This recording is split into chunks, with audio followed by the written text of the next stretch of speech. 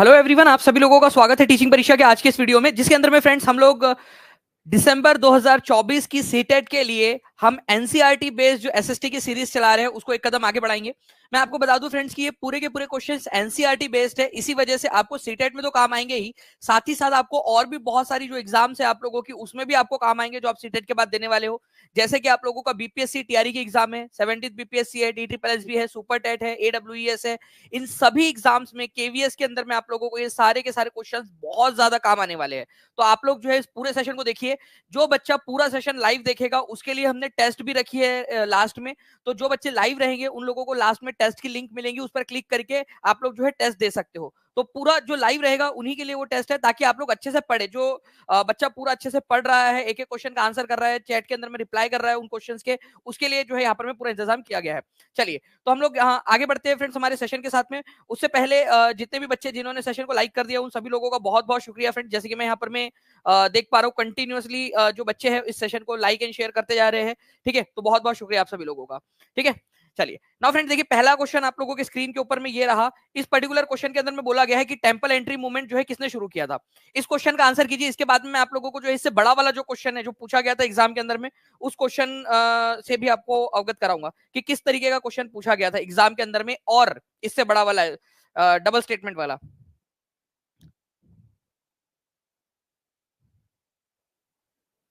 चलिए, तो देखिए फ्रेंड्स, मंदिर प्रवेश आंदोलन 1927 के अंदर में किसने शुरू किया था, तो आंसर हो जाएगा डॉक्टर भीमराव अंबेडकर ने शुरू किया था इसको। ये बहुत ही इंपॉर्टेंट वाला पॉइंट है आप लोगों का। ठीक है, इसके बाद में देखिए, आप जो जो चीजें मैं बता रहा हूं आप लोगों को वो ध्यान से समझना आप लोग। ठीक है, क्योंकि उसके ऊपर में बेस्ड आप क्वेश्चन दूंगा आपको। ठीक है, और आप लोगों ने सॉल्व करना है। चैलेंज एक्सेप्ट करते हो आप लोग? जल्दी से कमेंट में हाँ बता दीजिए अगर चैलेंज एक्सेप्ट करते हो तो, क्योंकि मैं अभी आप लोगों को यहाँ पर मैं समझाऊंगा और उसके ऊपर में बेस्ड आपसे एक क्वेश्चन पूछूंगा जो एग्जाम में आया हुआ था क्वेश्चन आपका।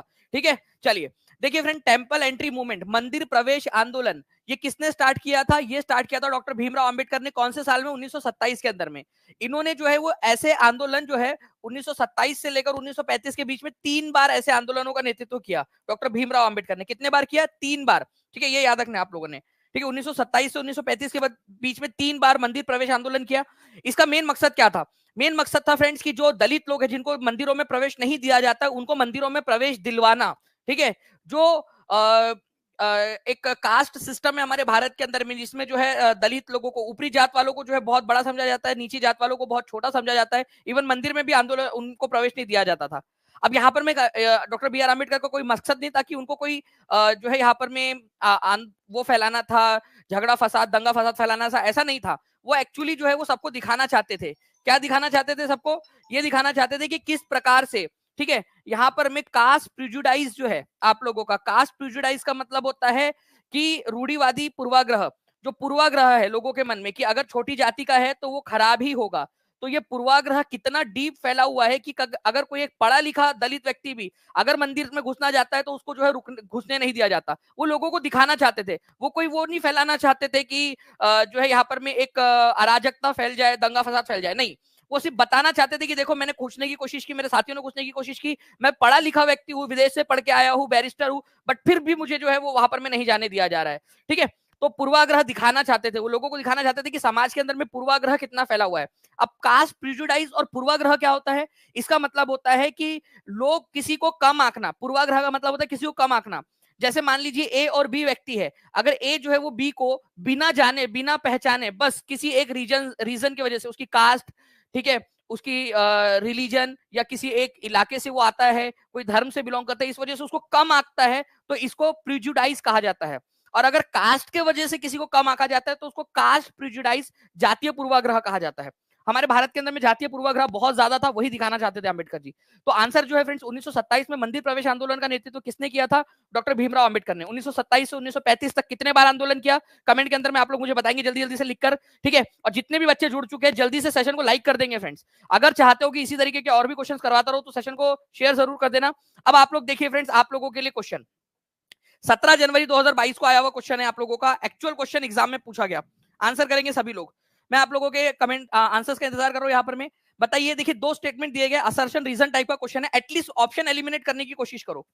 ठीक है, एक एक कदम आगे बढ़ेंगे तो फ्रेंड्स आप लोग जो है बड़े बड़े क्वेश्चंस को भी सॉल्व कर पाओगे। असर्शन में बोला गया है डॉक्टर बी आर अंबेडकर जो है उन्होंने टेंपल एंट्री मूवमेंट को लीड किया।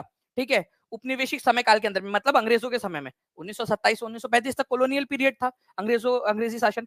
तो डॉक्टर बी आर अम्बेडकर ने जो है टेम्पल एंट्री मूवमेंट को लीड किया, ये बिल्कुल सही बात है, मंदिर प्रवेश आंदोलन को।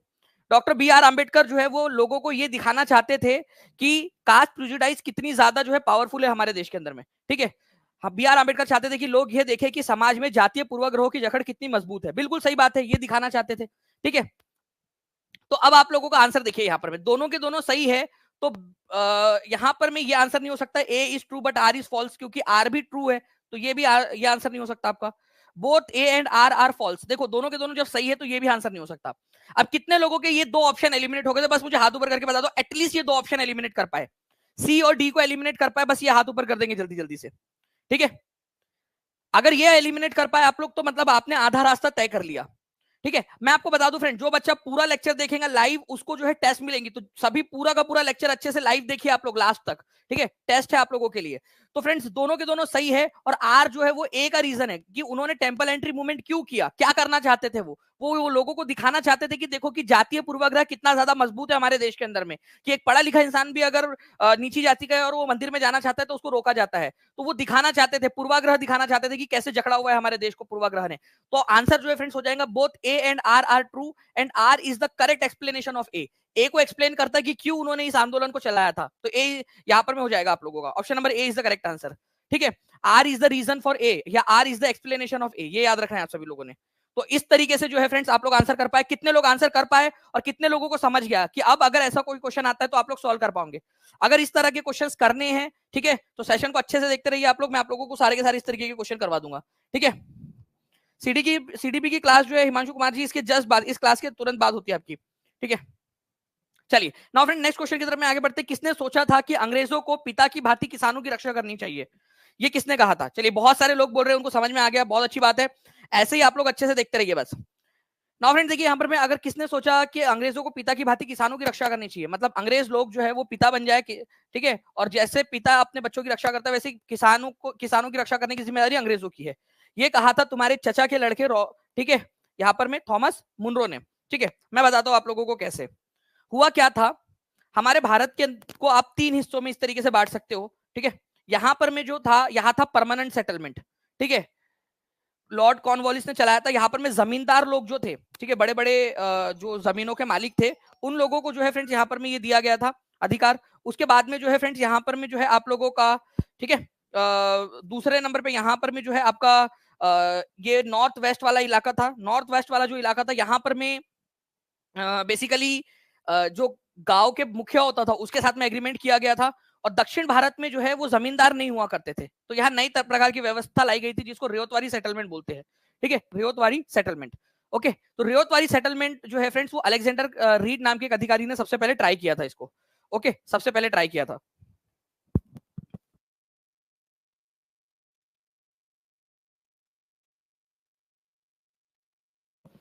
तो अलेक्जेंडर रीड जो है फ्रेंड्स ये आप लोगों ने याद रखना है कि वो अधिकारी थे जिन्होंने सबसे पहले, ठीक है, रेवतवारी, रेवत का मतलब क्या होता है, किसान, ना तो जमींदारों के साथ में एग्रीमेंट करेंगे ना तो जो है गांव के मुखिया के साथ में, डायरेक्टली किसानों के साथ में एग्रीमेंट करेंगे। डायरेक्ट किसान जो है, किसानों से हम टैक्स वसूल करेंगे, कोई बिचौलिया नहीं होगा।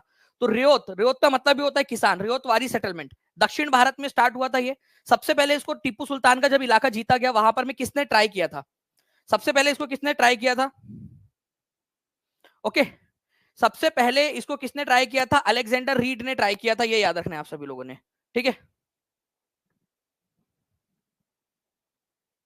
ओके, अलेक्जेंडर रीड ने। बाद में जो है फ्रेंड थॉमस मुनरो ने इसको जो है वो क्या किया, थॉमस मुनरो ने इसको आगे बढ़ाया। थॉमस मुनरो ने पूरे के पूरे मद्रास में इसको ट्राई किया, पूरा लागू किया। इतने छोटे से इलाके पे अलेक्जेंडर रीड ने लगाया था, फिर बाद में पूरे इलाके पे थॉमस मुनरो ने लगा दिया, इसी वजह से इसको मुनरो सिस्टम भी बोलते हैं। क्यों चालू किया गया था, क्योंकि दक्षिण भारत में जो है कोई जमींदार वगैरह थे नहीं, तो डायरेक्ट किसानों के साथ एग्रीमेंट करना था। तो थॉमस मुनरो ने जब किसानों से टैक्स लेना स्टार्ट किया डायरेक्टली, तब उसने कहा था कि हमें, मतलब ब्रिटिशर्स को, ठीक है, पेरेंटल फिगर, एक जो है पेरेंटल फादर फिगर, एक पिता की भांति जो है किसानों की रक्षा करनी चाहिए अंडर द चार्ज, मतलब उनसे पैसे लेकर। अब पता नहीं कौन सा पिता अपने बच्चों से पैसे लेकर जो उनकी रक्षा करता है, बट ये ऐसे पिता बनना चाहते थे जो किसानों से टैक्स लेंगे और फिर उनके पिता की तरह रक्षा करेंगे, ठीक है। तो ये कहा था थॉमस मुनरो ने, ठीक है, थॉमस मुनरो, ओके। चलिए तो ये पूरा का पूरा है आप लोगों का पॉइंट। नेक्स्ट क्वेश्चन की तरफ में आगे बढ़ते हैं फ्रेंड। देखिए यहाँ पर में एक क्वेश्चन ये भी है आप लोगों का, ध्यान से पढ़िए इस क्वेश्चन को, दो स्टेटमेंट है और एग्जाम में आया हुआ क्वेश्चन है।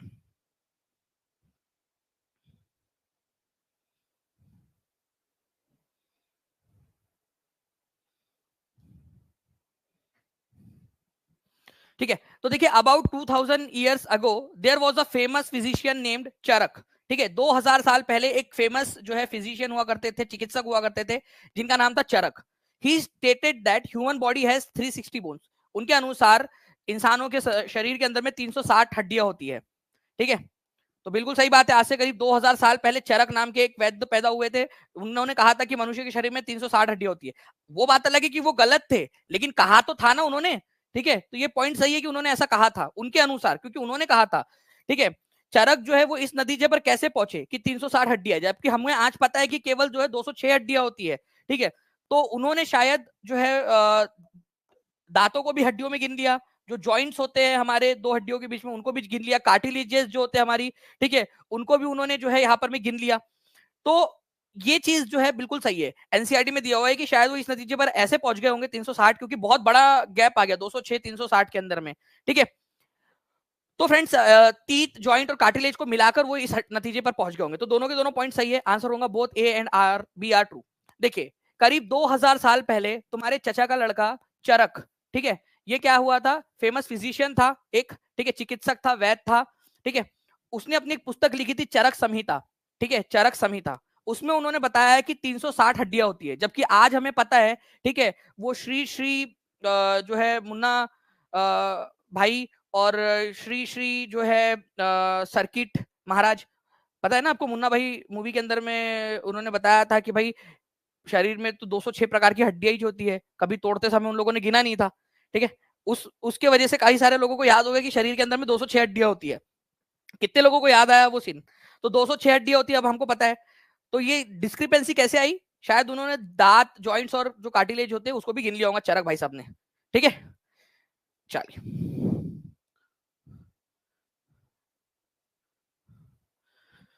तो ये आप लोगों को थोड़ा सा याद रखना है फ्रेंड्स, इंपॉर्टेंट है, एग्जाम के अंदर में आप लोगों से पूछा जा सकता है ये। ओके, तो चरक संहिता चरक ने लिखी थी और 2000 साल पहले लिखी थी। किसी ने पूछा जीवक के बारे में बता दीजिए। तो जीवक जो है ये बिंबिसार के समय के फिजिशियन थे, बिंबिसार के। बिंबिसार ने उनको गौतम बुद्ध का इलाज करने के लिए भी भेजा था एक बार।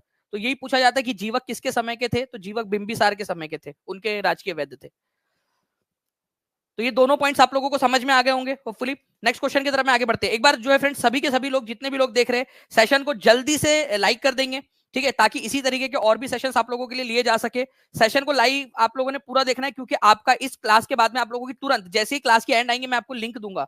लास्ट क्लास में लास्ट क्वेश्चन के बाद में मैं आपको लिंक दूंगा। जी हाँ, रोज होती है क्लास रेणु चौधरी जी, ठीक है, 5 बजे, डॉट 5 बजे आ जाए कीजिए आप जी। तो माझा प्रवास वॉज रिटन बाय, ठीक है, माझा प्रवास किसने लिखी है?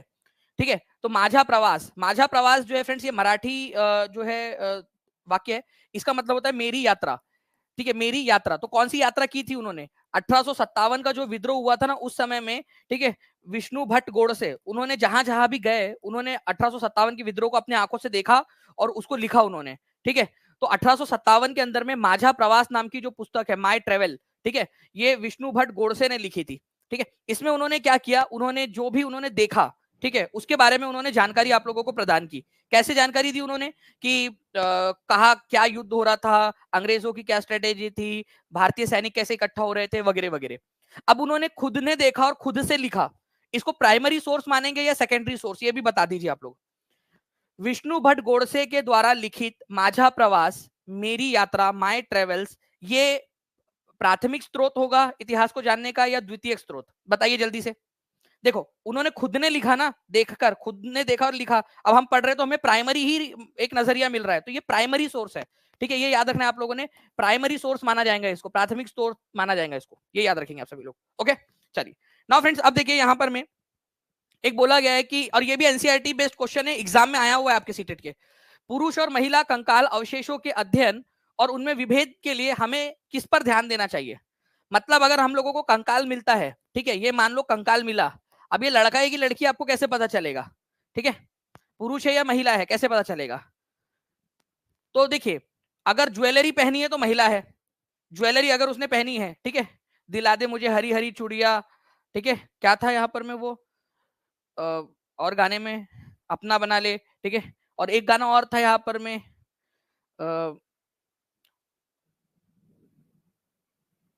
मुंदरी ला दे 2 तोले का कंगना, ठीक है, मुंह दिखाई दे दे फिर ले जा अपने अंगना। तो भाई लड़की लोग ही थोड़ी पहनती है। अब आप ये इमेज देखिए, ये भाई साहब इनके अलग जो है नवाबी शौक है, ठीक है, ये देखिए कितना मतलब इनको शौक है पहनने का, लड़का है लेकिन पूरा मतलब शौक, शौक बड़ी चीज है भाई, ठीक है। ये देखिए आप लोग, ठीक है, पूरा चूड़ी उड़ी पहन के, तो लड़के भी पहन सकते हैं, क्या पता भाई, उनकी मर्जी, ठीक है। लड़के अरे भाई चले जा, कितना दिखने का शौक है तुझे। तो देखो पूरा लड़का जो है पहना है, अभी मर गया मान लो ऐसे ही पहन के, ठीक है, तो क्या बोलेंगे लड़की है करके ये, नहीं। तो हम ज्वेलरी से नहीं पहचान सकते, क्योंकि ज्वेलरी कुछ भी हो सकता है, लड़के भी पहन सकते हैं।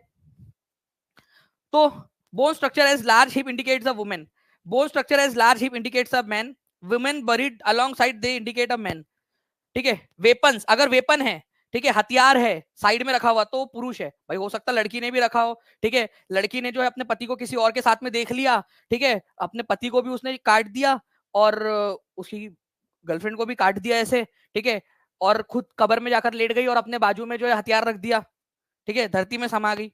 भाई लड़कियां भी खतरनाक होती है। तो ऐसा नहीं है कि वेपन जो है वो रखा तो मैन ही होगा, वुमेन भी हो सकती है वो। अब बात आती है ये बोन स्ट्रक्चर की, बोन स्ट्रक्चर। अब इसमें देखिए कि लार्जर हिप, ठीक है, जो कुल्हा है, ठीक है, वो किसका बड़ा हो सकता है। जो वुमेन होती है ना, उनको अपने वूम के अंदर में, अपने पेट के अंदर में बेबी को कैरी करना होता है। इसी वजह से नेचर ने क्या किया है, यहाँ पर में जो कुल्हा होता है उसको थोड़ा सा, ये जो कुल्हा है, ठीक है, इसको बड़ा बनाया है, ठीक है, महिलाओं का बड़ा होता है। और यहाँ पर में जो है फ्रेंड्स, जो मेल होते हैं उनका कुल्हा छोटा होता है, क्योंकि उनको अपने पेट में बेबी तो रखना नहीं है, ठीक है। तो यहाँ पर में जो कुल्हा है, बोन स्ट्रक्चर है, उससे हम पहचान सकते हैं, ये याद रखना है आप लोगों ने। ओके, किसी भी स्केलेटन का अगर सेक्स पहचानना है कि लड़का है या लड़की है, तो आप देखोगे कि जो हिप है, जो अगर हिप वाला एरिया, कुल्हे वाला एरिया जो है वो बड़ा है, तो समझ जाएंगे कि वो महिला है, महिला है। और अगर वो हिप वाला एरिया जो है वो स्मॉल है, छोटा है, ठीक है, तो वो पहचानेंगे कि मेल है। तो इस पर्टिकुलर क्वेश्चन का आंसर होगा ऑप्शन नंबर बी। यहां पर मैं ये सही दिया है, बस बाकी सारे गलत है, ठीक है। चलिए, तो इस तरीके से जो है फ्रेंड्स इसका आंसर हो जाएगा। अब मैं चाहूंगा फ्रेंड्स कि जल्दी जल्दी से आप सभी लोग, ठीक है, अगर चाहते हो कि इस तरीके से सारे क्वेश्चंस मैं आपको करवा दूं, तो सेशन को लाइक जरूर कर दीजिए। 600 से ज्यादा बच्चे यहाँ पर में जुड़ चुके हैं, सेशन को एक साथ लाइक कर देंगे ताकि इसी तरीके एनर्जी से मैं आपको पढ़ा सकूं। अब ये देखिए, ये क्वेश्चन भी मैं आपको बहुत आसानी से समझाऊंगा, ठीक है, और आज के बाद आप कभी इस क्वेश्चन को नहीं भूलोगे। अपने कक्षीय समतल पर पृथ्वी के अक्ष का झुकाव कितना कोण बनाता है।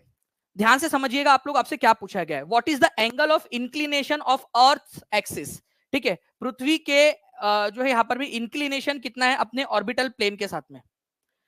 क्या मैं आप लोगों को पहले ये समझा दूं, आप लोगों ने आंसर कर दिया है, ठीक है, मैं आप लोगों को समझा देता हूं, आप लोग देखिए कैसे होगा इसका आंसर, ठीक है। देखिए फ्रेंड्स, हमारी पृथ्वी जो है ऐसे गोल गोल गोल गोल घूम रही है और थोड़ी टेढ़ी भी है। क्या है इसका मतलब, ये है हमारी पृथ्वी, ठीक है, ध्यान से समझिएगा आप लोग, आप जिंदगी भर नहीं भूलोगे इस चीज को, याद रखना आप लोग।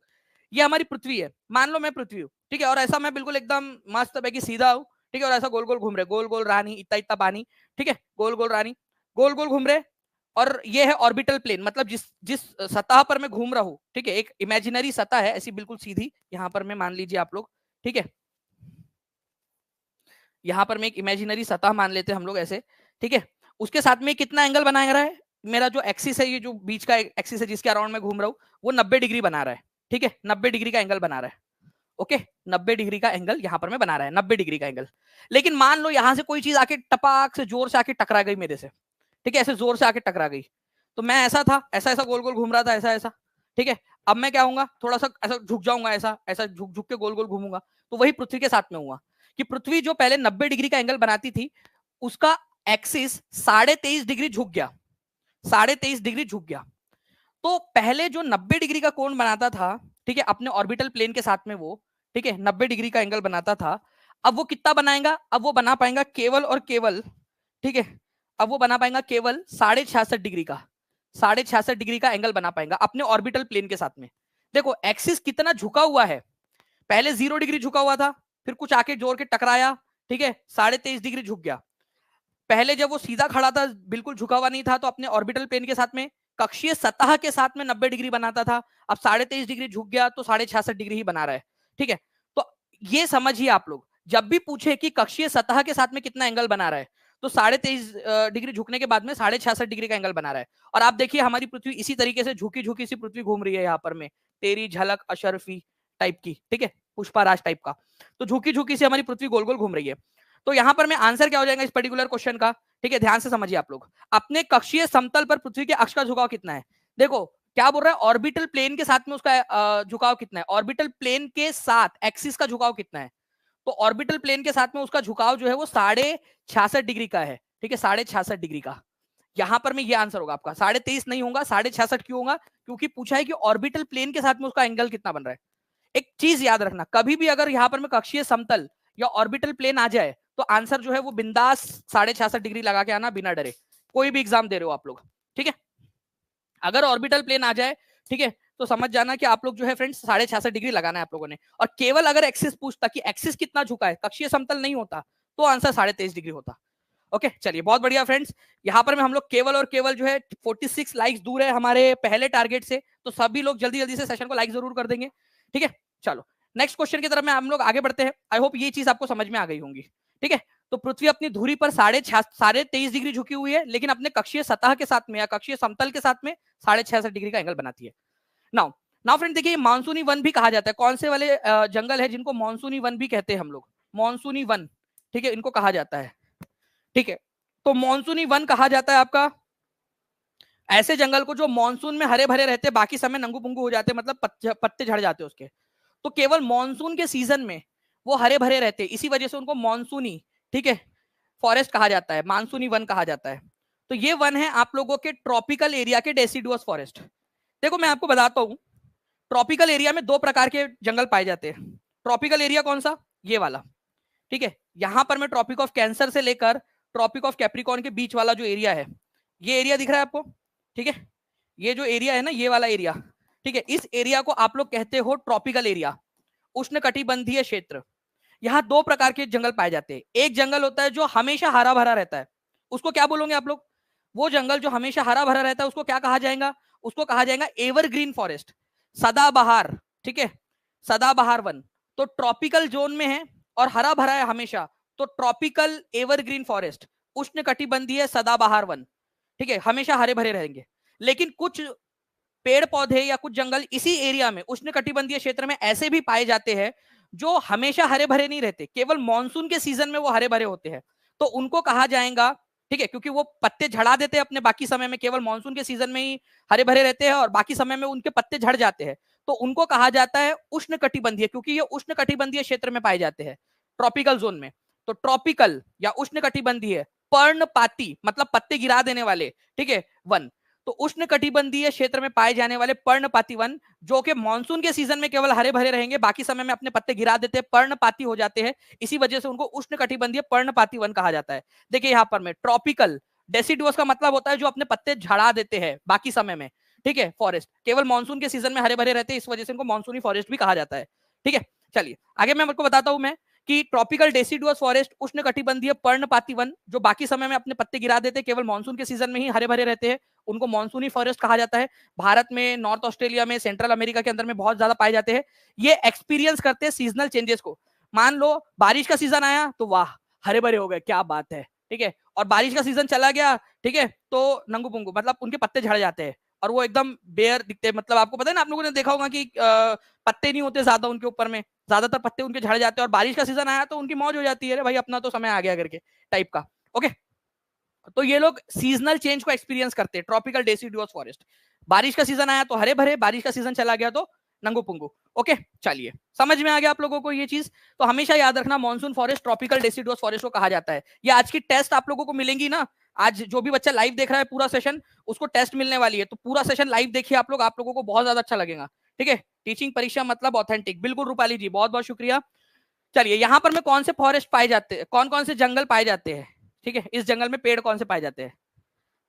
आपको एक क्वेश्चन बन सकता है कि अगर मैं आपसे पूछूं कि इन जंगलों में से, ये इन ऑप्शन में से भारत में सबसे ज्यादा कौन से पेड़ पौधे मिलते हैं? ये बीपीएससी के एग्जाम में आया था, टीआरई के अंदर में। ऐसा ही same question D triple SB के जो है आप लोगों का जो टीजीटी हुआ था उसके एसएसटी वाले सेक्शन में पूछा गया था। कि भाई जो भारत है उसमें कौन से वाले पेड़ पौधे सबसे ज्यादा पाए जाते हैं, तो भारत में इस प्रकार के पौधे सबसे ज्यादा पाए जाते हैं, ठीक है, ट्रॉपिकल डेसिडुअस फॉरेस्ट टाइप के सबसे ज्यादा पाए जाते हैं, ये अपने आप में क्वेश्चन है, ठीक है। तो भारत में सबसे ज्यादा उष्ण कटिबंधीय पर्णपाती प्रकार के वन सबसे ज्यादा पाए जाते हैं भारत के अंदर में, ट्रॉपिकल डेसिडुअस फॉरेस्ट। तो कौन कौन से एग्जांपल है इसके, साल, टीक, नीम, शीशम, ठीक है। देखो आप लोगों ने नीम का पेड़ अक्सर अपने घर के पास में देखा होगा, ठीक है, नीम का पेड़ देखा है ना सभी लोगों ने, ठीक है। साल का पेड़, टीक का पेड़, शीशम का पेड़, ये हमारे भारत के अंदर में अक्सर मिलते हैं, ठीक है। इसके अलावा हमारे भारत के अंदर में जो है फ्रेंड्स इन डेसिडुअस फॉरेस्ट में टाइगर, लायन, ठीक है, एलिफेंट, लंगूर, मंकी, लंगूर और मंकी तो कितने सारे हमारे देश के अंदर में, ठीक है ना, आप लोगों को पता ही है, आप लोगों ने भी देखा ही होगा अपने आसपास में। तो ये लंगूर, बंदर, बाघ, शेर, हाथी, ये सब जानवर डेसिडुअस फॉरेस्ट के अंदर में पाए जाते हैं। और इसमें कौन से मेन पेड़ पौधे वो भी याद रखना है आप लोगों ने। मैं टीम से रिक्वेस्ट करूंगा कि प्लीज इसके ऊपर में क्वेश्चन बना दिया जाए जल्दी से, इस स्लाइड के ऊपर में स्टेटमेंट टाइप का, ठीक है। अभी थोड़ी देर में पूछूंगा मैं आप लोगों से इसके ऊपर में क्वेश्चन। चलिए, तो ये ट्रॉपिकल क्षेत्र में पाए जाते हैं, इसी वजह से इनको ट्रॉपिकल क्षेत्र बोलते हैं। किस क्षेत्र को विश्व का उद्यान कहा जाता है, ये भी क्वेश्चन आया हुआ है, ये आपका यूपी टेट में आया हुआ है आप लोगों का, ये क्वेश्चन आप लोगों का सीटेट के अंदर में भी आया हुआ है, ये क्वेश्चन आप लोगों का जो है फ्रेंड बीपीएससी के अंदर में आया हुआ है, यही सेम क्वेश्चन जो है आप लोगों का फ्रेंड डिफरेंट एसएससी की एग्जाम्स में भी आया हुआ है। ऑर्चर्ड ऑफ द वर्ल्ड, विश्व का उद्यान या विश्व का फल उद्यान इसको कहते हैं। तो विश्व का फल उद्यान कहा जाता है मेडिटेरियन रीजन को, भूमध्य सागरीय क्षेत्र को। अब ये भूमध्य सागरीय क्षेत्र कहां पर में है, कितने लोगों को वर्ल्ड मैप पर भूमध्य सागर कहा है ये बात पता है, भूमध्य सागर। देखिए फ्रेंड्स, भूमध्य सागर जो है मैप के अंदर में मैं आपको दिखाना चाहूंगा, ठीक है, जस्ट अ सेकंड। ये देखिए आप लोग अगर यहां पर मैं आप देखोगे, ठीक है, ये हमारा प्यारा भारत है, ठीक है। और इस क्षेत्र में अगर आप अफ्रीका और यूरोप के बीच में देखोगे तो यहां पर में है आपका, ठीक है, मेडिटेरियन सी, भूमध्य सागर, इसको भूमध्य सागर बोलते हैं। तो यहां पर में इस एरिया के अंदर में नींबू वंश के फल बहुत ज्यादा पाए जाते हैं, ठीक है, नींबू वंश के, साइट्रस फ्रूट उनको बोला जाता है। और यहाँ बहुत जो है एक्सट्रीम क्लाइमेट होता है, अलग ही प्रकार का क्लाइमेट है।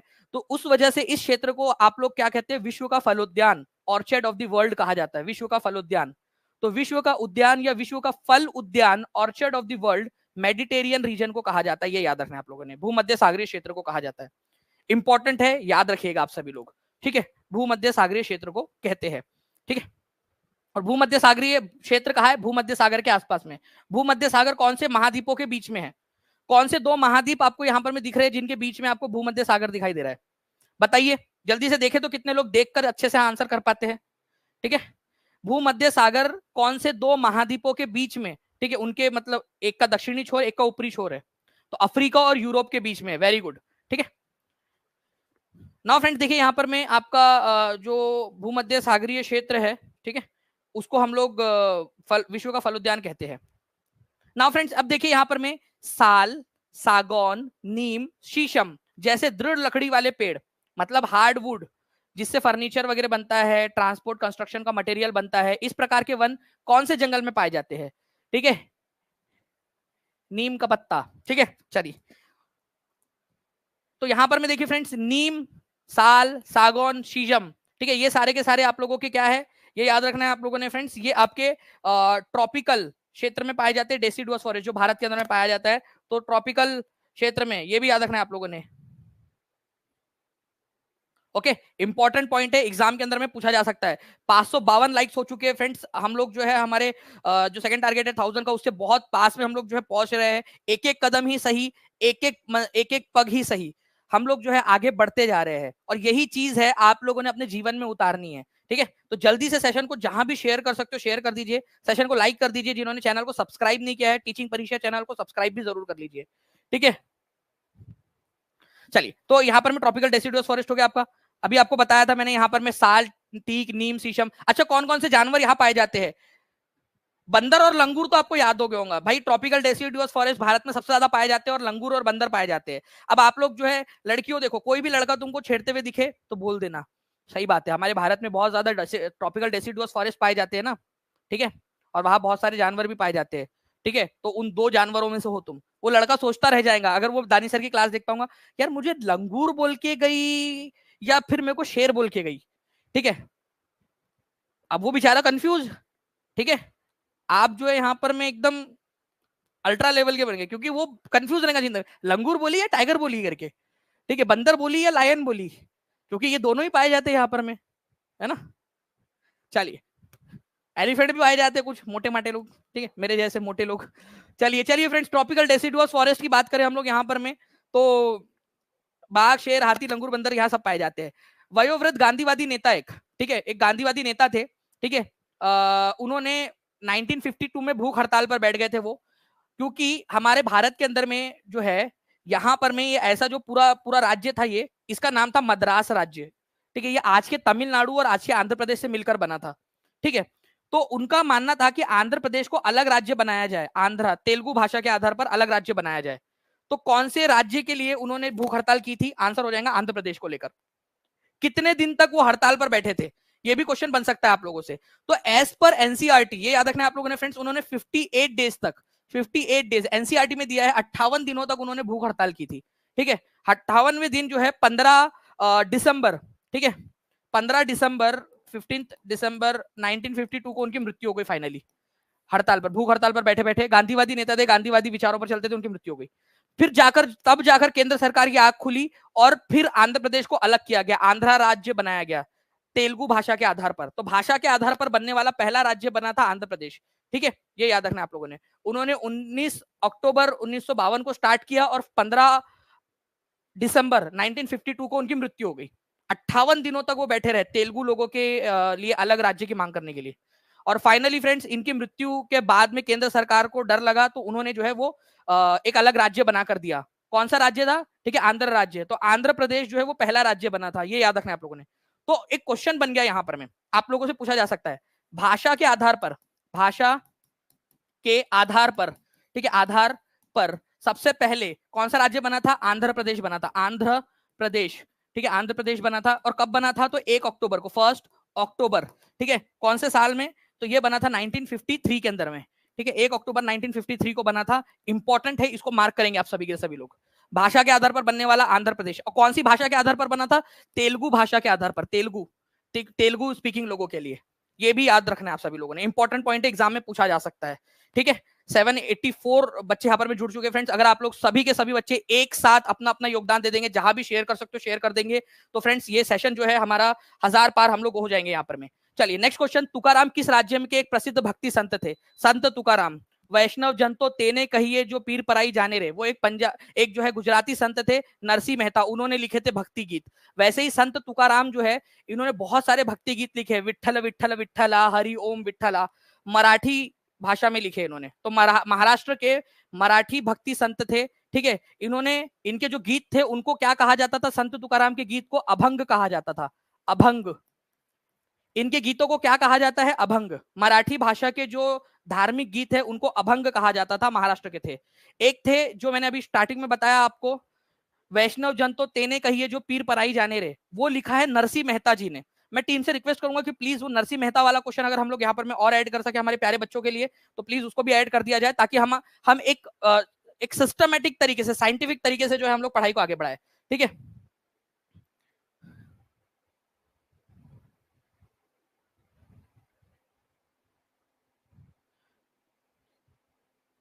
Thank you very much cute puppy blog ji, बहुत बहुत शुक्रिया आपके इतने प्यारे से कमेंट के लिए। चलिए now friends, C is the correct answer. तो भक्त जो है संत तुकाराम महाराष्ट्र के भक्ति आंदोलन के कवि थे, विष्णु भक्त थे, वैष्णव परंपरा के लिए मानते थे। इनके गीतों को अभंग कहा जाता था, मराठी भाषा के गीत, अभंग, ठीक है। नाउ फ्रेंड्स देखिए, हनफी और शाफी क्या है, ठीक है, हनफी और शाफी, ये एनसीईआरटी में दिया हुआ है। हनफी और शाफी ये बेसिकली जो इस्लाम धर्म है ना, उसके अंदर में अलग अलग जो सुन्नी, अलग सुन्नी, शिया, वहाबी, अलग अलग सेक्ट बने हुए हैं, अलग अलग जो है पंथ बने हुए हैं। उनमें जो सुन्नी सेक्ट है उसमें भी और सब क्लासिफिकेशन हुआ है, ठीक है, उसमें और सब क्लासिफिकेशन हुआ है। तो इस्लाम के जो अलग अलग बेसिकली आप लोग बोल सकते हो कि ये किस्म है, ठीक है, अलग अलग पंथ है, ये आप लोगों इस्लाम के पंथ है, अलग अलग पंथ है। तो आंसर जो है फ्रेंड्स आप लोगों को ऑप्शन नंबर ए हो जाएगा कि इस्लामिक विद्यालय, अलग अलग इस्लामिक लॉ है ये। जो हनफी, ठीक है, जो इमाम हनफी को मानते थे, उनके मानने वालों ने हनफी सेक्ट आगे चलाया। जो इमाम शाफी को मानते थे उन्होंने शाफी चलाया। जो इमाम हनबली को मानते थे उन्होंने किया। इमाम मालिकी को जो मानते थे उन्होंने मालिकी सेक्ट चलाया। तो ये इस्लाम के जो है स्कूल ऑफ लॉज या अलग अलग जो है आप लोग बोल सकते हो सेक्ट है, जिनको स्कूल ऑफ लॉज भी बोला जाता है। ठीक है, तो इस्लाम की ही शाखाएं है, ऐसा आप लोग बोल सकते हो। इसको जो है स्कूल ऑफ लॉज बोल दिया जाता है, एक कहने का तरीका है। स्कूल ऑफ लॉ मतलब कोई स्कूल ऑफ लॉ का मतलब ये नहीं है कि कोई कानून की जो है वो विद्यालय जहां पर हम जाकर पढ़ते हैं, ये बोलने का एक तरीका है कि उसकी शाखा है। तो हम उनको जो है कानून के इस्लामिक विद्यालय या इस्लामी स्कूल ऑफ लॉ मतलब उनकी शाखा, इस्लाम की शाखाएं है ये। हनफी, शाफी, मालिकी, हनबली, ठीक है, ये सारी की सारी। ठीक है, तो हनफी, मालिकी, शाफी, हनबली ये सब क्या है आपको याद रखना है फ्रेंड्स, कि इस्लाम के अलग अलग जो पंथ है उन्हीं के नाम है ये, बस इतना समझ लीजिए आप लोग। ओके, इस्लामिक जो है वो है ये। इसके अलावा जो है फ्रेंड्स, निम्नलिखित में से किस भू आकृति में मशरूम चट्टाने पाई जाती है? बहुत ही फेमस क्वेश्चन है। मशरूम चट्टाने मतलब ऐसी चट्टाने जो मशरूम के आकार की दिखाई देती है, मशरूम रॉक उनको कहा जाता है। 800 से ज्यादा बच्चे जुड़ चुके हैं फ्रेंड्स हमारे साथ में। जल्दी जल्दी से सेशन को लाइक भी करते रहेंगे आप लोग। 680 लाइक्स हो चुके हैं, 1000 का टारगेट है हमारा, दोनों लाइव और लाइक दोनों का। तो जल्दी से हर एक बच्चा फैला देगा। और आज आपकी टेस्ट भी है, जो बच्चा पूरा सेशन लाइव देखेगा उसको टेस्ट मिलेंगी। ठीक है, टेस्ट की लिंक आपको मिलेंगी और उस लिंक पर क्लिक करके आप लोग टेस्ट दे सकते हो, आज अपने आप को जांच सकते हो आप लोग। ओके, तो अगर मैं बात करूं फ्रेंड्स की भू आकृति मशरूम चट्टानों की जैसे जो दिखती है, वो डेजर्ट में पाई जाती है, रेगिस्तान के अंदर में। आपको दिखाता हूं मैं, देखिए ये इस तरीके से। ठीक है, क्या होता है ना, रेगिस्तान में जो हवाएं चलती है वो समुद्र जो सतह है, भूमि की सतह, उसके पास में ज्यादा तेजी से चलती है। तो यहाँ पर में ज्यादा वो काटती है, एक एक कण काटती है। और ऊपर में जो है उसका हिस्सा थोड़ा बड़ा होता है। पहले ये चट्टान ऐसी थी, ठीक है, पहले मैं ऐसा दिखता था। वो एक आती थी ना ऐड, फिर मैंने जो है हर्बल लाइफ का ये प्रोडक्ट खाया, उसके बाद में मैं एकदम पतला हो गया, वो उस तरीके का। तो ये चट्टान इस प्रकार से मान लीजिए, चट्टान की आत्मकथा लिखेंगे तो पहले मैं पूरी चट्टान दिखती थी, फिर बाद में धीरे धीरे हवाएं चलने लगी। हवाएं चलने के बाद में मेरा नीचे का हिस्सा जो है ये ज्यादा कट गया, ऊपर वाला हिस्सा ज्यादा बड़ा रह गया। तो अब मैं ऐसी मशरूम टाइप की दिखती हूँ बस।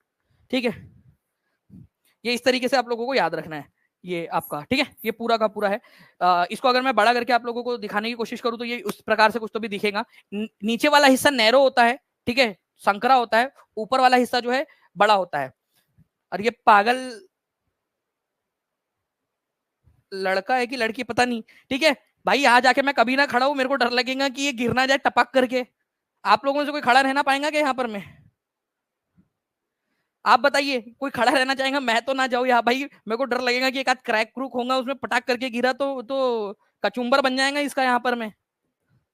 ठीक है, तो ये इस तरीके की जो मशरूम रॉक है आपको कहाँ मिलती है? अब ये सवाल उठता है आपका। तो ये मशरूम रॉक मिलती है डेजर्ट के अंदर में, ठीक है, रेगिस्तानी इलाके में, रेगिस्तान के अंदर में मिलती है। आप लोगों को ये याद रखना है आप लोगों ने फ्रेंड्स, मशरूम रॉक। इसका लोअर सेक्शन जो होता है आप लोगों का, वो इरोड हो जाता है, इसी वजह से वो थोड़ा पतला हो जाता है। लोअर सेक्शन पतला हो जाता है, संकरा हो जाता है, ऊपर वाला हिस्सा ब्रॉड होता है।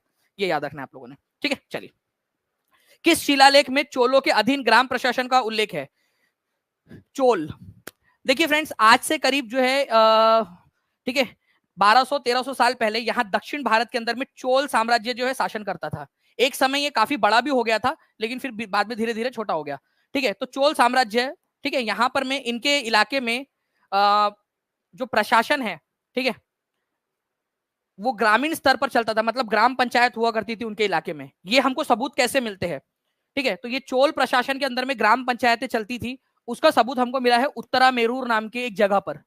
वहां हमको एक शिलालेख मिला है, एक पत्थर के ऊपर में लिखा हुआ मिला है कि कैसे कैसे ग्राम प्रशासन चलता था, मतलब उनके पास में पंचायती व्यवस्था थी, इसका ये मतलब हुआ। ठीक है, तो चोलों के समय में पंचायती व्यवस्था हुआ करती थी, इसका उदाहरण तमिलनाडु के उत्तरा मेरूर नाम के जो गांव है वहां पर में आप लोगों को मिला है। ठीक है, चेंगुलपुट नाम की एक जगह है, वहां पर में उत्तरा मेरूर नाम का गांव है, वहां मिला है आपको। ठीक है, जिससे पता चलता है कि गांव में ग्रामीण व्यवस्था हुआ करती थी, उत्तरा मेरूर। ठीक है, ये याद रखना है आप लोगों ने। वैसे आप लोग मुझे बता सकते हो, चलो ये मैंने बता दिया आपको तमिलनाडु में। जूनागढ़ कौन से राज्य में पड़ता है आज के? ऐहोल कौन से राज्य में पड़ता है? नासिक कौन से राज्य में पड़ता है? एक शहर है नासिक, बताइए जल्दी जल्दी से। चलो, ये चारों जगह आपको पता होनी चाहिए कहाँ कहाँ पर में है। तो चलो 20 का आंसर हो जाएगा आप लोगों का। ये देखो, ये इस तरीके से ये आपको शिलालेख मिला है, दीवार के ऊपर में लिखा हुआ था, पूरा का पूरा पत्थर पे, दीवार के ऊपर में पत्थर टंगा दिया गया था पूरा का पूरा। ठीक है, तो तमिलनाडु के चिंगलेपुट जिले के अंदर में आप लोगों को उत्तरामेरुर नाम की जगह पे शिलालेख मिला है। नाउ नाउ फ्रेंड, देखिए यहां पर मैं आपको बोला गया है कि blank encircles the continent of Antarctica and extend northward to 60 degree south latitude. आपको पता है ये हमारी पृथ्वी मान लीजिए, यहां पर में अंटार्कटिका है, ठीक है। तो अंटार्कटिका से लेकर 60 डिग्री साउथ जो लैटिट्यूड है आपका, 60 डिग्री साउथ तक, वहां तक का जो समुद्र है उसको क्या बोलते हैं? Atlantic ocean, Arctic ocean, southern ocean या पैसिफिक ओशियन? आप एक एजुकेटेड गैस लगाओ, क्या हो सकता है? आप लगाइए जल्दी जल्दी से। बहुत बढ़िया फ्रेंड्स, आप लोग जो है बताते भी जा रहे हो कि कौन सा इलाका कहाँ है। जूनागढ़ गुजरात में, नासिक महाराष्ट्र के अंदर में है, ऐहोल नाम की जगह कर्नाटक में है, ये याद रखना। काफी कम लोगों ने लिखा है ऐहोल, ठीक है। तो ऐहोल जो है कर्नाटक में है। चलिए, तो आंसर जो है फ्रेंड्स इसका हो जाएगा सदर्न ओशियन, ठीक है, दक्षिणी सागर। ये देखिए ये आर्कटिक है, अंटार्कटिका है। अंटार्कटिका के पास में यहाँ पर में 60 डिग्री वाली जो लाइन है ना, यहाँ से नीचे में जो पूरा समुद्र है, इसको सदर्न ओशियन, दक्षिणी सागर बोला जाता है, ठीक है। आप लोगों को यहाँ 2D में नहीं दिख रहा होगा उसको ठीक से कि उसने उसको घेरा हुआ है, आप 3D में देखिए इसको इस तरीके से। ये अंटार्कटिका अगर नीचे से जाकर देखोगे तो ये 60 डिग्री वाले जो सर्कल है ना हमारा, उसके अराउंड में पूरा का पूरा ऐसे सदर्न ओशियन है यहाँ पर में, दक्षिणी महासागर, ठीक है। तो दक्षिण के अंदर में है तो दक्षिणी महासागर, बिल्कुल। तो ये दक्षिणी महासागर आप लोग देख पा रहे हो, अंटार्कटिका को ऐसे घेरे हुए 60 डिग्री से लेकर अंटार्कटिका तक पूरा का पूरा जो है वो आपका सदर्न ओशियन है। या आप ऐसे अगर इसको देखोगे इस तरीके से 3D डायग्राम के अंदर में, तो उसमें आपको अच्छे से समझ में आएगा। ओके, बेरिंग जलडमरू मध्य जो है वो कौन से दो सागरों को जोड़ता है, कौन से दो पानियों के बीच बनाता है? वेरी गुड पीहू, आपने भी लिख दिया अच्छे से। चलिए, बहुत बढ़िया फ्रेंड्स। और पूरा सेशन अच्छे से देखिए, आप लोगों के लिए टेस्ट का इंतजाम किया गया है। टेस्ट आप लोग जो है दोगे फ्रेंड्स, ठीक है, ताकि अच्छे से आप लोग जो है अपनी जांच कर सके। बेरिंग जलडमरू मध्य उथले पानी का एक संकीर्ण क्षेत्र है जो किसको किसको जोड़ता है? तो देखिए, बेरिंग जलडमरू मध्य जो है फ्रेंड्स, ये किसको जोड़ता है? यहाँ पर में अगर आप हमारी दुनिया को देखोगे यहाँ पर में, तो ये एशिया है, यहाँ अमेरिका है, ठीक है, ये ऑस्ट्रेलिया या साउथ अमेरिका, यहाँ पूरा एशिया, यहाँ अफ्रीका और ये यूरोप वगैरह। तो एशिया का रशिया वाला भाग और उत्तरी अमेरिका का अलास्का वाला भाग, इसके ऊपर में यहां पर में, ठीक है, इधर वाले साइड के अंदर में आप लोगों को मिलेगा फ्रेंड्स आर्कटिक ओशन, आर्कटिक महासागर, और इधर में है प्रशांत महासागर। और इन दोनों को जोड़ा हुआ जो है वो है यहां पर में बेरिंग जलडमरू मध्य, बेरिंग जलडमरू मध्य। ओके, तो ये आप लोगों ने याद रखना था कि भाई वो जो दो जोड़ा हुआ है ना, वो है बेरिंग जलडमरू मध्य आप लोगों का, ठीक है, दोनों को जोड़ा हुआ जो है। तो आर्कटिक ओशियन और प्रशांत महासागर को बेरिंग स्ट्रेट या बेरिंग जलडमरू मध्य जोड़ता है। ये डायरेक्ट क्वेश्चन पूछा गया आप लोगों का सीटेट की एग्जाम के अंदर में। आर्कटिक महासागर और प्रशांत महासागर को जोड़ता है बेरिंग जलडमरू मध्य, ठीक है, इंपॉर्टेंट पॉइंट है आपका, ठीक है। चलिए नेक्स्ट क्वेश्चन की तरफ में हम लोग आगे बढ़ते हैं फ्रेंड्स। आपको बताना है अजंता गुफा चित्रों में प्रयुक्त रंग निम्नलिखित में से किस सामग्री से प्राप्त हुए थे? अजंता के अंदर में आज भी जो आपको चित्र मिलते हैं वो बहुत ही यूनिक चित्र आपको मिलते हैं अजंता की गुफाओं के अंदर में, अगर आप अजंता जाओगे तो, ठीक है। तो अजंता के अंदर में जो चित्र बनाए गए थे वो बनाए गए थे पौधों और खनिजों से, नेचुरल कलर थे, प्लांट से लिए गए थे, ठीक है, और मिनरल से, नेचुरल कलर एकदम प्लांट और मिनरल से, पौधों और खनिजों से ये कलर बनाए गए थे। तो आंसर इसका ऑप्शन नंबर सी हो जाएगा आप लोगों का। तो प्लांट और मिनरल से ये कलर बनाए गए थे, इसी वजह से आज भी ये कलर इतने ज्यादा 1500 साल बाद भी आप लोग देखोगे तो इतने ज्यादा जो है ये कलर आपको चमकीले दिखाई देते हैं, ठीक है, चमकीले और एकदम साफ दिखाई देते हैं ये कलर, ठीक है। ये देख पा रहे हो आप लोग, देखो इतने बढ़िया तरीके से वहां पर में दिखता है। तो ये आप लोगों ने याद रखना है फ्रेंड्स कि प्लांट और मिनरल से बने थे, इसी वजह से 1500 साल बाद भी ये कलर एकदम अच्छे है। अब उस समय में गुफाओं के अंदर में जाकर कैसे बनाएंगे, अंदर में जाकर कैसे बनाएंगे पेंटिंग? लाइट वगैरह तो थी नहीं, तो वो लाइट ऑफ टॉर्च, मतलब कि वो मशाल लेकर जाते थे और मशालों की रोशनी में वो लोग जो है वो बनाते थे पेंटिंग्स। कितना कठिन काम होगा आप लोग सोचिए। अच्छा, किसने बनाया ये? अब क्या ये पेंटिंग जिसने भी बनाया उसके नीचे में उसने नाम लिखा है कि अपना पप्पू पेंटर, पप्पू पेंटर ऐसा नाम उन्होंने लिखा है कि अपना किसी ने? नहीं। तो ये याद रखना है फ्रेंड्स आप लोगों ने यहाँ पर में कि ये जो महान कृतियों को बनाने वाले जो कलाकार थे वो अज्ञात है, ठीक है, उन्होंने अपना नाम नहीं लिखा, उनकी अज्ञात है वो नाम, मतलब इतना बढ़िया काम किया लेकिन उन्होंने कहीं नाम ही नहीं लिखा अपना, तो अननोन है ये लोग। ये भी याद रखना है। आप लोगों से बोला जा सकता है कि देखो स्टेटमेंट वाला क्वेश्चन कैसे बनेगा इसके अंदर में, मैं बताता हूं आपको। अजंता की गुफाओं में 1500 साल पहले जो पेंटिंग्स बनाई गई थी उनमें प्लांट और मिनरल बेस्ड कलर्स का इस्तेमाल किया गया था, स्टेटमेंट नंबर 1, ठीक है। इतनी महान कृतियों को बनाने वाले कलाकारों ने उन पेंटिंग के नीचे अपने नाम लिखे हैं। तो क्या होगा आंसर? पहला वाला सही, दूसरा वाला भी सही, पहला वाला गलत, दूसरा वाला सही, या दोनों गलत, ठीक है, या पहला सही दूसरा गलत? आंसर क्या होगा आपका? दूसरा वाला गलत हो जाएगा, क्योंकि उन महान कलाकृतियों को बनाने वाले लोगों ने अपना नाम नीचे में नहीं लिखा है, ठीक है, ये याद रखना था आप लोगों ने। चलिए जल्दी जल्दी से फ्रेंड्स सेशन को लाइक एंड शेयर करते रहेंगे, जहां भी शेयर कर सकते हो, टेलीग्राम, फेसबुक, व्हाट्सएप, इंस्टाग्राम। अगर आप चाहते हो कि इसी तरीके से मैं आपको पूरा कंटेंट अच्छे से पढ़ा दूं आप लोगों को, तो आप लोग जल्दी जल्दी से जहां भी शेयर कर सकते हो शेयर कर देंगे आप लोग। प्राचीन शैल चित्र कहाँ पाए गए हैं, ये एनसीईआरटी की 6वीं कक्षा की पुस्तक का क्वेश्चन है और इंपॉर्टेंट है। हमारे भारत के अंदर में प्राचीन काल में शैल, शैल का मतलब होता है चट्टान, ठीक है, चट्टानों पर जो चित्र बनाए जाते थे, दीवारों पर, चट्टानों पर जो चित्र बनाए जाते थे, वो कहाँ पाए गए हैं। तो आपको एक तो मिला है मध्य प्रदेश के अंदर में, भीमबेटका नाम की जगह है, ठीक है, भीमबेटका, भीमबेटका, ठीक है, भीमबेटका मध्य प्रदेश के अंदर में, वहां पर में शैल चित्र मिले, गुफाओं के अंदर में चित्र बनाए गए थे। और एक तो मिला है उत्तर प्रदेश के दक्षिणी भाग में, सदर्न भाग में, सदर्न पार्ट ऑफ यूपी, ठीक है, southern part of UP, Uttar Pradesh के दक्षिणी भाग के अंदर में। तो ये ऐसे इलाके हैं जहां पर में आप लोगों को शैल चित्र बहुत आय मात्रा में मिलते हैं। ये एनसीईआरटी पॉइंट है, एनसीईआरटी में दिया हुआ है, एग्जाम में आ भी चुका है ये, ठीक है। तो प्राचीन शैल चित्र आप लोगों को मध्य प्रदेश और उत्तर प्रदेश के दक्षिणी भाग में मिले हैं, ठीक है, ये याद रखना है। भीमबेटका और दक्षिणी उत्तर प्रदेश के अंदर इस तरीके से चित्र बनाते थे वो लोग, ठीक है। भीमबेटका में तो 500 से भी ज्यादा गुफाएं आपको मिली है। नाउ फ्रेंड देखिए, ये एक बहुत ही इंपॉर्टेंट वाला क्वेश्चन, बार बार आता है ये क्वेश्चन। निम्नलिखित में से किस व्यक्ति के पद और विचार, मतलब उनकी उनकी पोयम और उनकी जो जो उनकी बातें थी, उनको पंचवाणी में, बीजक में संरक्षित किया गया। पंचवाणी में और बीजक में संत रविदास जी की बातें, उनके पद, मीराबाई, कबीर, गुरु नानक देव जी, ठीक है, बताइए। तो जाति ना पूछो साधु की, पूछ लीजिए ज्ञान, मोल करो तलवार का, पड़ी रहन दो म्यान, ठीक है, संत कबीर जी, ठीक है, इनके जो विचार है वो पंचवाणी, बीजक, और इवन जो है फ्रेंड बाद में जो है आप लोगों का गुरु ग्रंथ साहिब के अंदर में भी उसको, उनके कुछ विचारों को लिया गया है। तो आप लोग देखिए 15वीं और 16वीं शताब्दी में संत कबीर जो है, उनका जन्म एक मुस्लिम जुलाहा परिवार में हुआ था, लेकिन वो अपने आप को ना तो मुस्लिम मानते थे ना तो हिंदू मानते थे, क्योंकि उनके जो फॉलोवर थे वो हिंदू, मुस्लिम, सिख, ईसाई सारे ही धर्मों के उनके फॉलोवर थे। उन्होंने बात कही, अपने विचार रखे, ठीक है। उनके जो वर्सेस है, उनकी जो कविता है, उनको सखी और पद कहा जाता है, सखी और पद कहा जाता है उनकी कविताओं को, उनके दोहों को। उनके दोहे आपको पंचवाणी में, बीजक में, और कुछ उनके ग्रंथ, जो उनके जो विचार थे, उनको गुरु ग्रंथ साहिब में भी शामिल किया गया। आप सोचिए कि संत कबीर के कुछ दोहों को गुरु ग्रंथ साहिब के अंदर में भी शामिल किया गया, कितनी बड़ी बात है ये, ठीक है। चलिए, तो ये याद रखना है आप लोगों ने। इन्होंने हमेशा फॉर्मलेस सुप्रीम कोर्ट, मतलब एक निराकार भगवान के अंदर में उन्होंने आस्था रखी। तो संत कबीर का मानना था कि जो भगवान है वो निराकार है, और उनकी भक्ति करके, मतलब उनके ध्यान में मग्न होकर, उनसे प्यार करके आप जो है उनको पा सकते हो। कोई कर्म कांड, हवन कुंड वगैरह करने की जरूरत नहीं है। देखिए मंडप क्या था, 4 जनवरी 2022 के अंदर में पूछा गया, ठीक है। 850 से ज्यादा बच्चे यहाँ पर में जुड़ गए फ्रेंड। जल्दी जल्दी से ऐसे ही सेशन को लाइक एंड शेयर भी करते रहेंगे आप सभी लोग। अगर मैं बात करूं मंडप क्या था, तो मंडप एक सेक्रेट प्लेस था, ठीक है, टेम्पल के अंदर में। एक हॉल था जहां लोग असेंबल हो सकते थे, ठीक है। स्तूपा के अराउंड का पाथ, जहां पर में, या फिर ऐसी जगह जहां पर में भगवान की देवी देवताओं की मूर्ति रखी जाती थी। तो मंडप, प्राचीन मंदिरों के अंदर में मंडप एक ऐसी जगह होती थी जहां एक हॉल है और लोग वहां जाके इकट्ठा हो सकते हैं।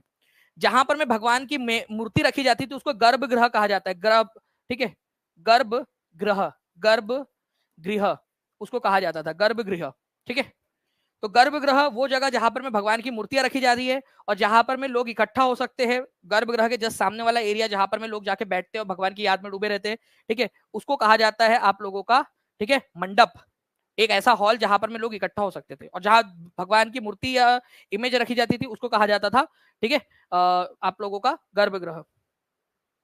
देखिए friends, among the varnas who could perform the sacrifice, वेदों के अनुसार 4 वर्ण है, ब्राह्मण, क्षत्रिय, वैश्य और शूद्र, ठीक है। ये 4 वर्णों में लोगों को डिवाइड किया गया है, ठीक है। उनमें सबसे बड़े ब्राह्मण है, फिर क्षत्रिय, फिर वैश्य और सबसे नीचे में शूद्र है।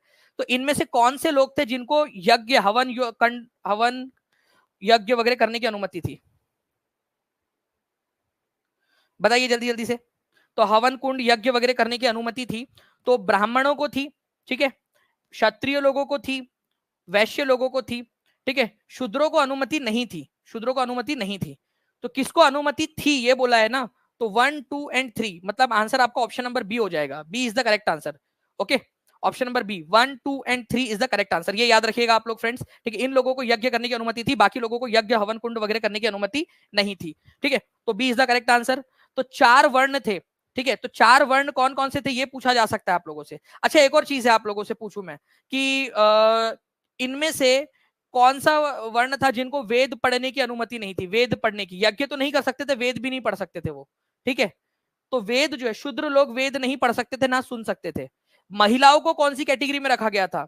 चाहे कोई भी महिला हो, ब्राह्मण हो, क्षत्रिय हो, वैश्य हो या शूद्र हो, तो जो महिलाएं हैं, ठीक है, उनको हमेशा जो है फ्रेंड्स शूद्रों की कैटेगरी में रखा गया था, और महिलाएं और शूद्र वेद नहीं पढ़ सकते थे, ना सुन सकते थे, ठीक है। तो वुमेन जो है फ्रेंड्स, उनको भी शूद्रों की कैटेगरी में रखा गया था। ये क्वेश्चन आया था एग्जाम के अंदर में कि महिलाओं को कौन सी कैटेगरी में रखा गया था, तो महिलाओं को रखा गया था शूद्रों की कैटेगरी के अंदर में, ठीक है। ये एक बहुत ही इंपॉर्टेंट पॉइंट है, एग्जाम के अंदर में आप लोगों से पूछा जाएगा, तो प्लीज इस पर्टिकुलर पॉइंट के लिए आप लोग तैयार रहिएगा, ठीक है। महिलाओं को शूद्र की कैटेगरी में। चलिए नेक्स्ट पॉइंट की तरफ में आगे बढ़ते हैं फ्रेंड्स हम लोग। हमारे नेक्स्ट क्वेश्चन है आप लोगों का यहाँ पर में, देखिए वीर शैव आंदोलन किसने शुरू किया था? ये बहुत ही फेमस क्वेश्चन है। वीर शैव आंदोलन को शुरू करने वाले कौन थे?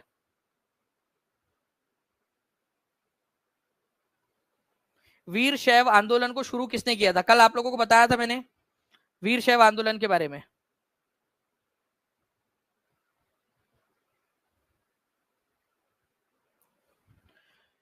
शबनम मिश्रा जी, बहुत बहुत शुक्रिया आपका, आपके प्यारे से कमेंट के लिए। चलिए, वीर शैव आंदोलन जो है फ्रेंड्स, आप लोगों को बताना है कि कौन से वाले जो है कौन कौन से लोग थे। तो देखिए, बासवन्ना जो है इसके प्रमुख थे, जिन्होंने वीर शैव आंदोलन शुरू किया अपने साथी अल्लामा प्रभु और अक्क महादेवी के साथ में मिलकर, ठीक है। बासवन्ना, अल्लामा प्रभु और अक्क महादेवी। तो ए बी एंड डी, मतलब ऑप्शन नंबर 3 जो है इसका आंसर हो जाएगा। ये एग्जाम में आया हुआ क्वेश्चन है आप लोगों का। तो वीर शैव आंदोलन आप लोगों को पता होना चाहिए कि 12वीं शताब्दी के मध्य में कर्नाटक में शुरू हुआ था। बासवन्ना जो है इसके मुख्य संस्थापक थे। इन्होंने अपने साथी अल्लामा प्रभु और अक्का महादेवी की मदद ली। अच्छा, ये लोग इक्वेलिटी में मानते थे या इनइक्वेलिटी में? चलो एक बात बताओ, देखते कितने लोग आंसर कर पाते हैं। ये लोग समानता में मानते थे या असमानता में? आप लोग बताइए, देखे कितने लोग आंसर कर पाते हैं। वीर शैव आंदोलन वाले लोग किस चीज में मानते थे? ये लोग समानता में, इक्वलिटी में मानते थे। अच्छा मुझे बताओ, ये मूर्ति पूजा में मानते थे या नहीं मानते थे? मूर्ति पूजा के पक्ष में थे या विपक्ष में थे वीर शैव आंदोलन वाले लोग, जिनको लिंगायत समुदाय भी कहा जाता है आज कर्नाटक के अंदर में? तो वीर शैव आंदोलन वाले लोग जो है समानता में मानते थे और मूर्ति पूजा का इन्होंने विरोध किया। जितने भी हवन कुंड कर्म कांड होते हैं, ठीक है, यज्ञ वगैरह होते हैं, उनका भी इन्होंने विरोध किया। महिलाओं के साथ में जो अलग अलग चीजें होती है, महिलाओं को अलग तरीके से देखा जाता है, महिलाओं के साथ में दुर्व्यवहार होता है जो ब्राह्मणिकल विचारधारा के अनुसार, उसका भी इन्होंने विरोध किया था। ये याद रखना है आप लोगों ने। अब देखिए फ्रेंड, तुम्हारे चचा का लड़का है एक, ठीक है, हरिसेन। ये समुद्रगुप्त के दरबार में क्या क्या काम करता था? ठीक है, तो समुद्रगुप्त के दरबार में कौन कौन सी पोस्ट पर था हरिसेन? हरिसेन जो है फ्रेंड्स, आप लोगों को याद रखना है, एक दरबारी कवि था। समुद्रगुप्त का दरबारी कवि था, ठीक है, हरिसेन। हरिसेन जो है संधि विग्रही का, मतलब के वॉर और पीस वाला मंत्री, ठीक है, मतलब रक्षा मंत्री टाइप का, वो भी था। हरिसेन के पिताजी जो है महादंड नायक थे, मतलब चीफ जस्टिस टाइप के थे उनके पिताजी। तो ये अपने आप महादंड नायक बन गया, मतलब कि कुछ पोस्ट हेरिडिटरी होती थी, वंशानुगत होती थी, पिता के बाद में बेटा उनका बन जाता था, ठीक है। तो कवि भी था, संधि विग्रहिका की पोस्ट मिली हुई थी उसको, महादंड नायक की पोस्ट उसके पिताजी की वजह से मिल गई थी, और साथ ही साथ जो है वो कुमार अमात्य भी था, सबसे इंपॉर्टेंट वाला मंत्री। हरिसेन मतलब देखा आपने कितने सारी पोस्ट अपने पास में रखा हुआ था ये, ठीक है। तो सारे के सारे पोस्ट थी उसके पास में, पोएट भी था, संधि विग्रही का भी था, महादंड नायक भी था, और तुम्हारे चचा का लड़का जो है ये एक जो है महाअमात्य, कुमार अमात्य की पोस्ट भी इसके पास में थी, ठीक है। समुद्रगुप्त का दरबारी कवि, जिसने समुद्रगुप्त के बारे में बहुत सारी बातें लिखी है कि समुद्रगुप्त इतना महान था, समुद्रगुप्त जो है उसने सैकड़ों लड़ाइयां लड़ी और जीती, समुद्रगुप्त जो है वो चित्रकार था, समुद्रगुप्त कवि भी था, समुद्रगुप्त जो है वो वीणा भी बजाता था। तो भाई तुम्हारे समुद्रगुप्त में सारी सारी खूबियां थी, मतलब सारे के सारे लड़के जो है वो जो है वो यहाँ पर में जल समाधि ले ले या भूमि समाधि ले ले, मतलब यार सारी सारी सारी खूबियां इसी में थी, ठीक है, सारी की सारी खूबियां इसी में थी। हम लोगों में मतलब कुछ है ही नहीं। मतलब अगर ये होता यहाँ पर में तो कोई लड़की, सारी लड़की बोलती कि हमारा हमारा पति कैसा हो, समुद्रगुप्त जैसा हो, अपने पति को ताने मार रही होती। देखो समुद्रगुप्त को कविताएं लिखनी आती, वो कितना बड़ा योद्धा है, उसको वायलिन बजाना भी आता है, उसको वीणा बजाना आता है, उसने जो है वो उसको भगवान के समान उसकी उपाधि दी गई है। इतनी सारी खूबियां सब उसी एक इंसान में भर दी। और इसके बारे में किसने लिखा है? ये इसी ने, हरिसेन ने। चलिए तो फ्रेंड्स ये आप लोगों का जो है आज का सेशन था। अब मैं आप लोगों के साथ में जो है वो लिंक शेयर करूँ, मैं टीम से रिक्वेस्ट करूंगा कि प्लीज एकदम स्पीड में जो है वो लिंक शेयर कर दी जाए, क्योंकि जो बच्चे लाइव देखे पूरा का पूरा सेशन उन लोगों को यहाँ पर में मिलना चाहिए। ठीक है, बिल्कुल ब्रदर जी, बिल्कुल आने के चांसेस है। और चलिए आप लोगों के लिए जो है फ्रेंड्स यहाँ पर मैं लिंक जो है वो आ रही है, आप लोग देखिए यहाँ पर मैं लिंक आ चुकी है, इसको पिन कर दिया जाए। और ये केवल और केवल ठीक है 15 मिनट तक, अगले 15 मिनट तक ये लिंक जो है वो एक्टिव रहेंगी। 15 मिनट के अंदर में आप लोग जाकर इसकी टेस्ट दे सकते हो। ठीक है, आप लोगों के लिए आपको जाना है, ठीक है, आपका नंबर वहां पर में डालना है और आप लोग जो है वो टेस्ट दे सकते हो। इसका रिजल्ट आपको कहां पर में मिलेगा? टीचिंग परीक्षा के एप्लीकेशन पर। उसका रिजल्ट अगर आपको देखना है, उसका सोल्यूशन देखना है आपने, तो टीचिंग परीक्षा के एप्लीकेशन पर जाकर आप लोग देख सकते हो। थैंक यू वेरी मच सरिया जी। ठीक है, बहुत बहुत शुक्रिया आपका। सेशन को लाइक जरूर कर दीजिए फ्रेंड, चैनल को सब्सक्राइब कर दीजिए ताकि आगे भी आप लोगों को मिलते रहे। और मैं जब नेक्स्ट लेक्चर लूंगा आप लोगों का, तो नेक्स्ट लेक्चर के अंदर में भी मैं आपको इसी तरीके से टेस्ट दूंगा। तो हर एक बच्चा लाइव आने की कोशिश कीजिए, लाइव आइए, ठीक है, और आपको देना है। इसके अलावा जो है फ्रेंड्स आप लोगों की यहाँ पर में जो है टेस्ट है, टेस्ट को भी आप लोग अटेम्प्ट कीजिए। ठीक है, मिलते हैं हम लोग हमारे नेक्स्ट लेक्चर में। सीडीबी का क्लास है अभी, सीडीबी की क्लास को भी आप लोग ज्वाइन कर सकते हो। ओके, सीडीबी की क्लास अभी आप लोगों की है, सीडीबी की क्लास को भी आप लोग अभी ज्वाइन कर लीजिए। ओके, चलो, thank you very much, take care and bye, God bless you all, thank you.